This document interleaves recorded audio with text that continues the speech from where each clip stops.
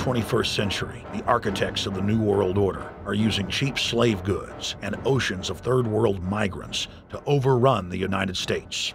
The irony is staggering when you realize that the same oligarchs that have wrecked the third world are now framing the United States for their crimes and using the rightfully enraged mob as a weapon of conquest. You know, this used to be Mexico, you know what I mean? And the people that were here before, they're just not gonna get up and leave. Mexico! Mexico! Mexico! Mexico! Arriba Mexico! The globalists are using a divide and conquer strategy to balkanize the United States. You know, they cause all this exploitation across the globe, and they wonder why people come to America. You know? So is your argument that NAFTA and CAFTA are designed to increase illegal immigration? It's not designed, well, you know what? You might have a point there. The federal government, tax-free foundations, and the Fortune 500 have pumped more than $800 billion into a long-term strategic plan to export Latin American revolution into the United States. Illegal aliens don't have to have a valid form of identification to set up a bank account or get a car loan, while citizens do. The government also subsidizes the illegals via welfare at taxpayer expense. This is not done to help the illegals, but to subsidize the large corporations that employ them in an ongoing war against the middle class. Mexican President Vicente Fox is now in Austin. We are here because we want to strengthen our relationship, both in political terms, in economic terms. We are here to be close to our paisanos. Governor Perry and Fox were forced to cut their conference short after only 2 minutes because of protesters bullhorning at the gates.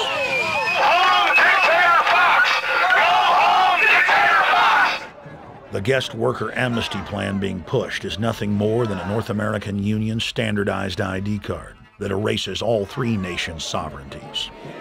Spanish-speaking TV, radio, and print is literally on fire with talk of revolution, with many stations bearing the name La Invasora, or The Invader. More than 600 billboards were purchased in Los Angeles alone, proclaiming that LA is now part of Mexico. If you really think about it, it's perfect for the elite. Americans who don't speak Spanish are unaware of what's going on, so the corporate control revolution can build in semi-secrecy. Most of the media outlets spewing the slogan, Viva la Raza, which translated means long live the race, are owned by New York and London-based companies that are cold-bloodedly pushing the breakup of the United States.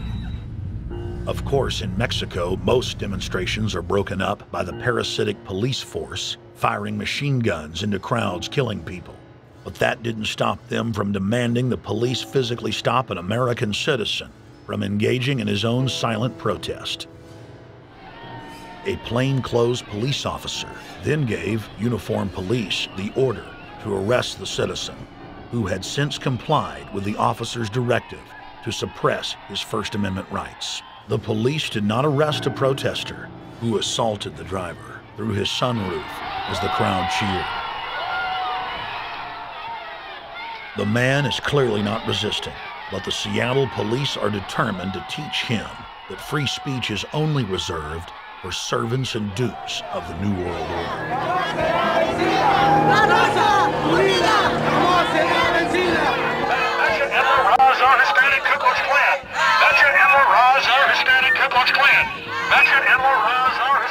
The elite are rolling out the red carpet to the third world because the United States must be divided before it can be absorbed into the North American Union, itself to form the first piece of the Pan-American Union. We have record immigration, illegal immigration in the history of the world. In the history of the world, we cannot assimilate this many people. And the government is teaching them to be balkanized, whether you're from Russia or China or Mexico, to control us. It's divide and conquer, and it finally destroyed the Roman Empire. And we're following that same path.